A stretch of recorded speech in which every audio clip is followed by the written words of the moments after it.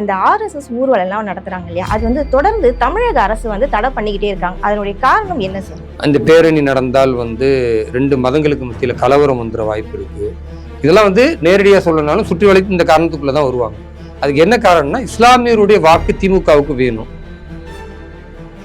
திருச்சியில ஆர்எஸ்எஸ் பேரணி நடக்க கூடாது அப்படின்றாங்க. ஏன் நடக்கக்கூடாதுன்னு போலீஸ் காரணம் சொல்றாங்கன்னா,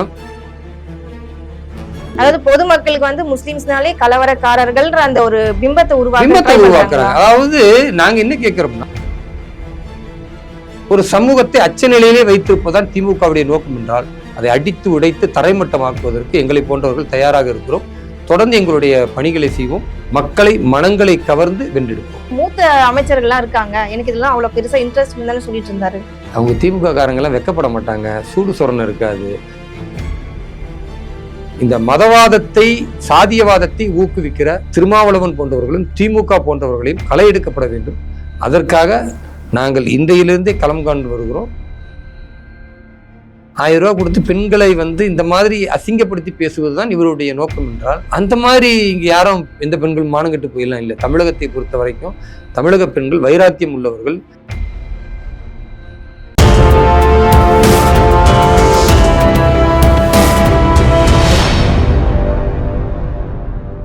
தமிழ் நேயர்களுக்கு அன்பு வணக்கம். இன்னைக்கு நம்மளுடைய சிறப்பு விருந்தினரா வந்திருக்காரு சிறுபான்மை அணி செயலாளர் பாஜக கட்சியில இருந்து திரு வெல்லூர் இப்ராஹிம் சார். அவர்கிட்ட இப்ப நடந்துட்டு இருக்க அரசியல் மற்றும் சமூக மாற்றங்களை பற்றி கேட்டு தெரிஞ்சுக்கலாம் வாங்க. வணக்கம் சார். வாழ்க வளமுடன். நன்றி சார். எப்படி இருக்கீங்க? இறைவன் நல்லா இருக்கம்மா. உங்களை சந்திச்சதுல ரொம்ப மகிழ்ச்சி சார். அந்த ஆர்எஸ்எஸ் ஊர்வலம் எல்லாம் நடத்துறாங்க இல்லையா, அது வந்து தொடர்ந்து தமிழக அரசு வந்து தடை பண்ணிக்கிட்டே இருக்காங்க. அதனுடைய காரணம் என்ன சார்? வரக்கூடிய அக்டோபர் 6 தமிழகம் முழுக்க ஆர்எஸ்எஸ்னுடைய ரூட் மார்ச் அப்படின்னு சொல்லுவாங்க, நடைபயணத்தில் ஒரு பேரணி. அது வந்து ஒவ்வொரு வருடமே நடக்கும், தேசம் முழுக்க நடக்கும், தமிழகத்திலும் நடக்கும்.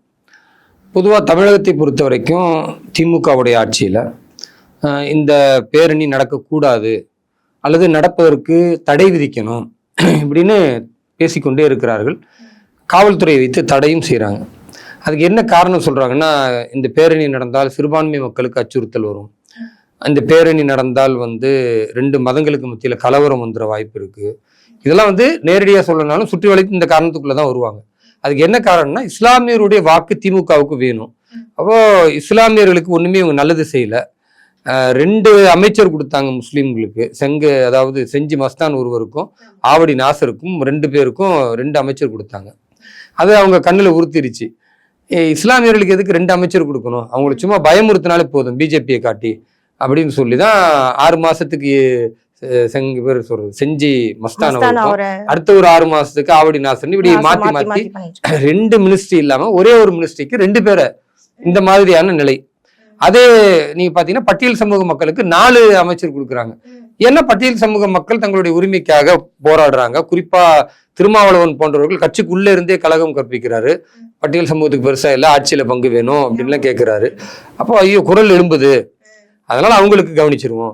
இஸ்லாமியர்களை பொறுத்த வரைக்கும் என்ன, பயமுறுத்தினா போதும் பயந்துருவாங்க, மோடியை காட்டினா பயந்துருவாங்க, பாஜகன்னு சொன்னா பயந்துருவாங்க, ஆர்எஸ்எஸ் பயந்துருவாங்க. அப்படி ஆக்கிட்டாங்க. அதனால என்ன ஆகுதுன்னா, 2 அமைச்சர் 2 துறைக்கு, ஒன்று செஞ்சி மஸ்தான், இன்னொன்னு திரு ஆவடி நாசர். இந்த 2 பேரையும் ஒரு அமைச்சராக இருந்தவர்கள் ஒருத்தரை நீக்குனா, இஸ்லாமிய தலைவர்களும் தமிழ்நாட்டில் மொத்தமாக முஸ்லிம்கள் யாருக்கு வாக்களிச்சாங்க, திமுகவுக்கு தான் பெரும்பாலும்.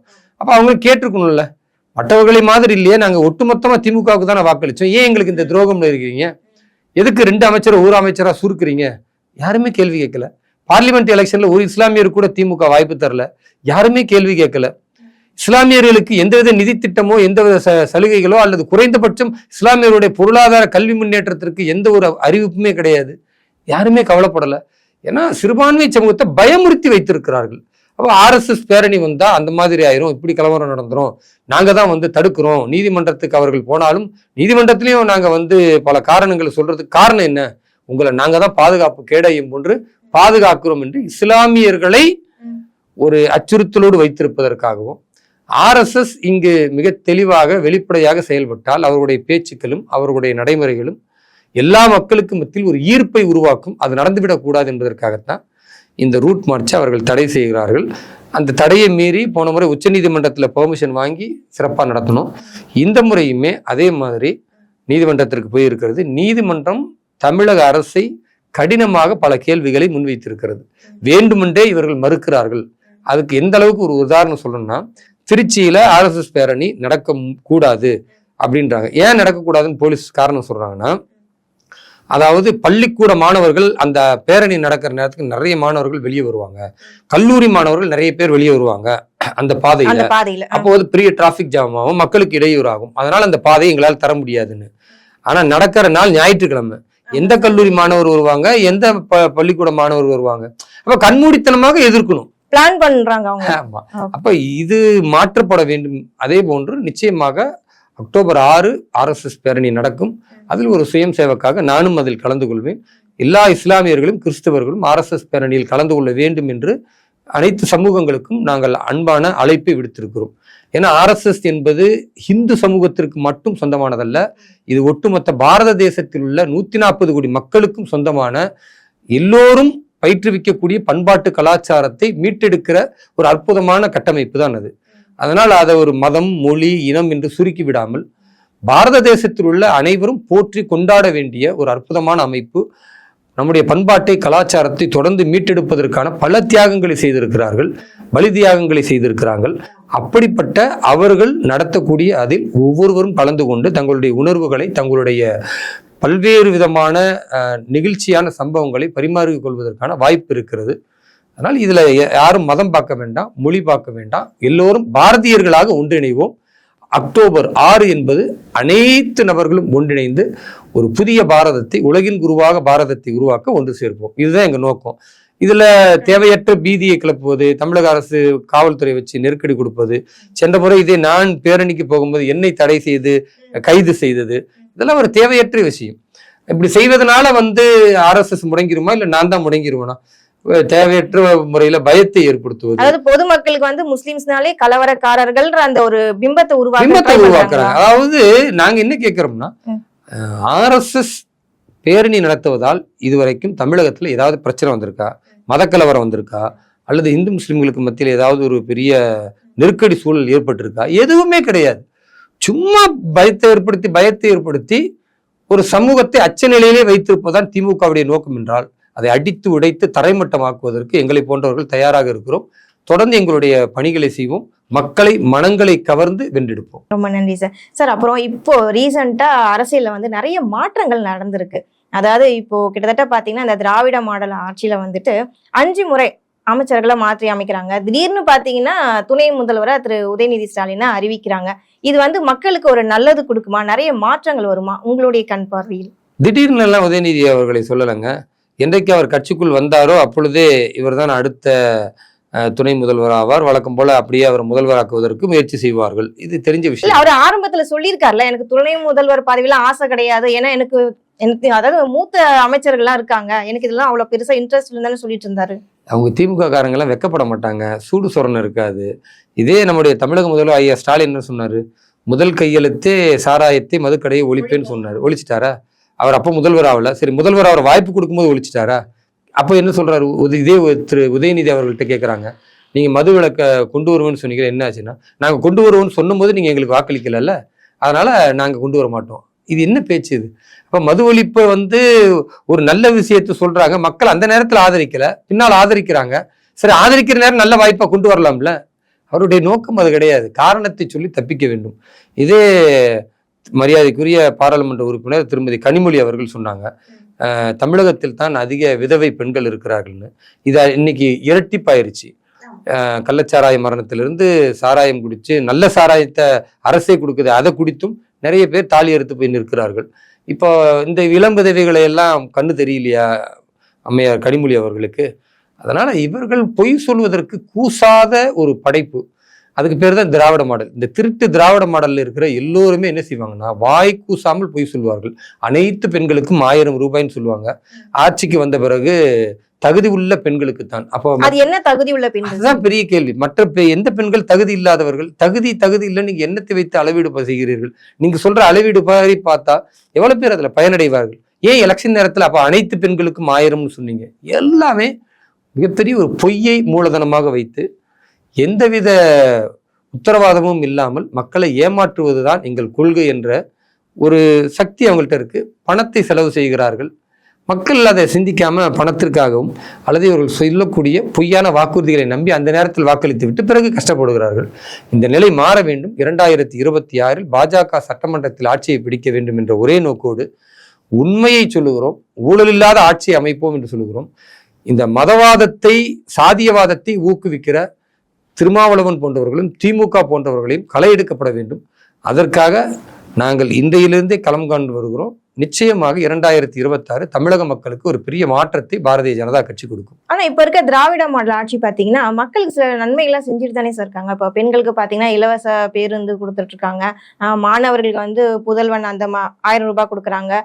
காலேஜ் ஸ்டூடெண்ட்ஸ் பெண்களுக்கும் அந்த மாதிரி கொடுத்துட்டு தானே சார் இருக்காங்க. இந்த மாதிரி நல்ல காரியங்கள் நடந்துட்டு தானே இருக்கு. அதாவது அரசு பேருந்துல பெண்கள் போவதற்கு இலவசம் சொன்னாங்க. அந்த பெண்கள் எவ்வளவு அசிங்கப்பட்டார்கள் நம்ம பார்த்தோம். ஒரு பாட்டிமாவை எவ்வளோ அசிங்கப்படுத்தினாங்க. நீ காசு வேணா வாங்கிக்க, நான் சொன்னேன் அவன்கிட்ட இலவசம் வரணும்னு சொல்லின்னு. ஏன்னா அவ்வளோ அசிங்கப்படுத்துறாங்க. பெண்களை பார்த்து இதே அமைச்சர் பொன்முடின்னு சொன்னார், ஓசியில் போறீங்களா, ஓசி நல்லா. அப்போ இவர் பாக்கெட்லேருந்து பணத்தை கொடுக்குறாரா, இல்லை திரு ஸ்டாலின் அவர்கள் அவருடைய பாக்கெட்லேருந்து பணம் கொடுக்குறாங்களா? மக்களின் வரி பணத்திலேருந்து கொடுப்பதற்கு ஏன் இவ்வளோ அசிங்கப்படுத்துறீங்க பெண்களை? இதெல்லாம் ரொம்ப குரூரமான மனப்பான்மை இல்லையா? அதே மாதிரி நீங்கள் எந்த நலத்திட்டங்களை கொடுத்தாலும் அதை எந்த அளவுக்கு அசிங்கப்படுத்துறாங்க. 1000 ரூபா கொடுத்துட்டு அது என்ன சொன்னாங்க? இதே அமைச்சர் துரைமுருகனுடைய பையன் இருக்கிறாரு, வேலூருடைய பார்லிமெண்ட் மெம்பர். அவர் சொல்றாரு, நல்லா லிப்டிக் வாங்கிக்கிங்க, நல்லா பவுடர் பூசுங்க, அழகு பண்ணுங்க, தான் 1000 ரூபா கொடுக்குறோம்ல. இப்போ என்ன பண்றாங்க? 1000 ரூபா கொடுத்து பெண்களை இந்த மாதிரி அசிங்கப்படுத்தி பேசுவது தான் இவருடைய நோக்கம் என்றால், அந்த மாதிரி இங்கே யாரும் எந்த பெண்கள் மானங்கட்டு போயிடலாம் இல்லை. தமிழகத்தை பொறுத்த வரைக்கும் தமிழக பெண்கள் வைராக்கியம் உள்ளவர்கள், தெளிவாக சிந்திக்கக்கூடியவர்கள், சுயமரியாதை மிக்க பெண்கள், போர்க்குணம் கொண்ட பெண்கள் இவங்க. அந்த பெண்களை எல்லாம் திமுக கொடுக்கக்கூடிய அந்த உதவித்தொகை என்ற பெயரில் இவர்கள் எதை கொடுக்கிறார்களோ அதையே இழிவுபடுத்துவதற்கும் பயன்படுத்துகிறார்கள் என்றால் நிச்சயமாக அது உதவி அல்ல, அவருடைய உரிமைகளை பிடுங்கி அவர்களை அசிங்கப்படுத்துவதற்கு சமம்.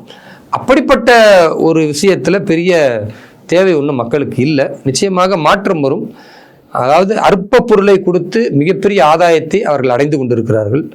அந்த நிலையை மாற்ற வேண்டும் என்றால் பாரதிய ஜனதா கட்சி என்ன சொல்லுகிறது என்பதை தமிழக மக்கள் செவியேற்க வேண்டும். அதை செவியேற்றால் நிச்சயமாக மாற்றம் வரும். அதுக்கான முயற்சிகள் நீங்க இறங்கிருக்கீங்களா? உங்க கட்சி சார்பா நீங்க இறங்கிருக்கீங்களா? கண்டிப்பா எங்களுடைய முயற்சி எந்த அளவுக்கு மக்கள் கிட்ட ரீச் ஆயிருக்கு? உங்களுடைய மக்கள்கிட்ட பெரிய அளவுக்கு ரீச் ஆயிருக்குங்க. நோட்டாவை தாண்டாத கட்சின்னு சொன்னவங்க நாங்க 3% வந்தோம். அப்ப பெரிய ஒரு மாற்றத்தை கொண்டு வந்தோம். பிறகு 3% உள்ள கட்சி அப்படின்னாங்க. இன்றைக்கு 11.5% மிகப்பெரிய வளர்ச்சியை நோக்கி வந்திருக்கிறோம். 2026 எங்களுடைய நோக்கம் பாஜக மட்டும் தனித்துவமாக 25% வாக்குகளை பெற வேண்டும். இப்போ அந்த இலக்குக்காக உழைச்சிக்கிட்டு இருக்கிறோம். 1 கோடி உறுப்பினர்களை சேர்க்கணும். இந்த 2 மாதமும் முழுக்க உறுப்பினர்களை சேர்ப்பதற்கு அதுக்காக மிகப்பெரிய உழைப்பை செலுத்தி கொண்டு இருக்கிறோம். நிச்சயமாக எங்களுடைய இலக்கை தொடுவோம் என்ற நம்பிக்கை இருக்கு. இந்த நம்பிக்கையும் உழைப்பும் நிச்சயமாக வீண் போகாது. இறைவன் எங்களுக்கான வெற்றியை ஈட்டு தருவான். அந்த நம்பிக்கையோடு களம் காண்டு வருகிறோம்.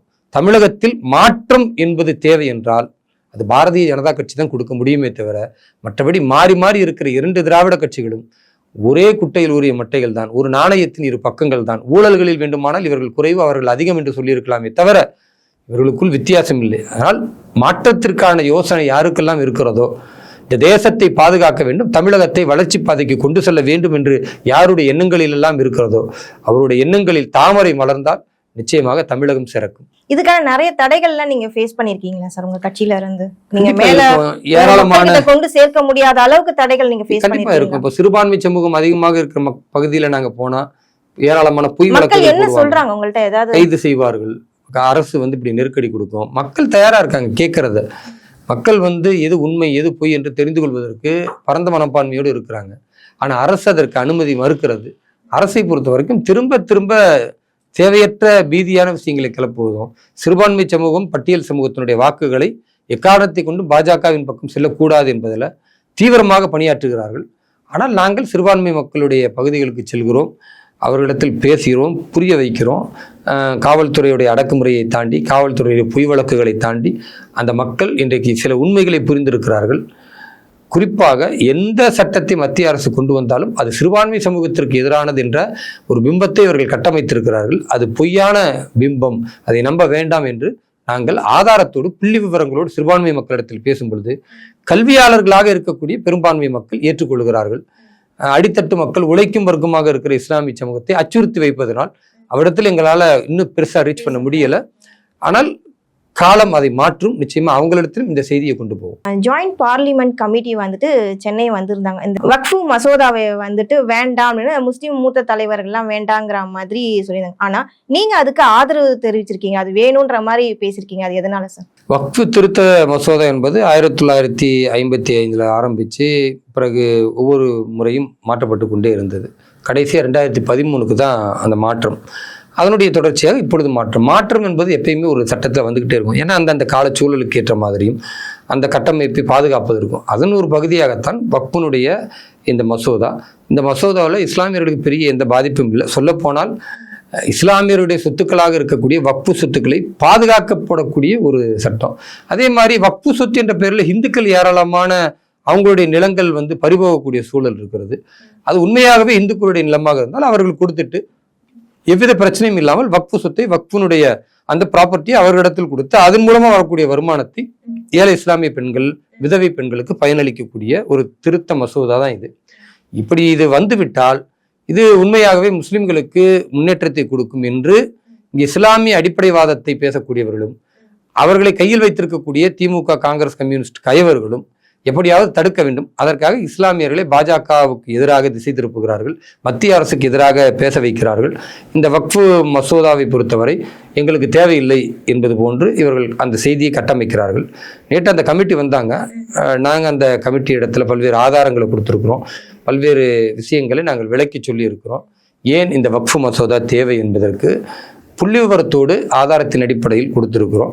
அதனால் நிச்சயமாக வக்ஃபு மசோதா நிறைவேற்றப்பட்டால் அது பாரதத்தில் உள்ள இஸ்லாமியர்களுக்கு பாதுகாப்பையும் தங்களுடைய இடத்தை சரிவர அதனுடைய வருமானத்தையும் அந்த இடத்தினுடைய சொத்தையும் முறைப்படுத்துவதற்கும் வாய்ப்பாக அமையும்.